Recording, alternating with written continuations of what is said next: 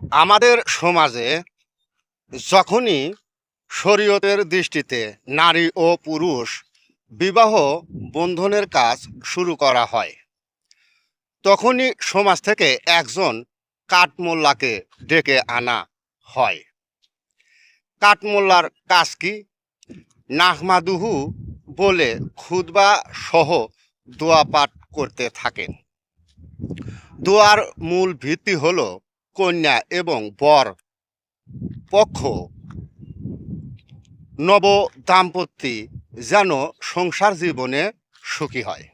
কিন্তু আমার প্রশ্ন হলো, যদি কোনো কারণবশতে সেই নব দাম্পত্যের জীবনে ঝগড়া লেগে তালাক হয়ে যায়, তখন কাঠমোল্লাদের সেই দোয়া কোথায় যায় বা কোন কাজে লাগে?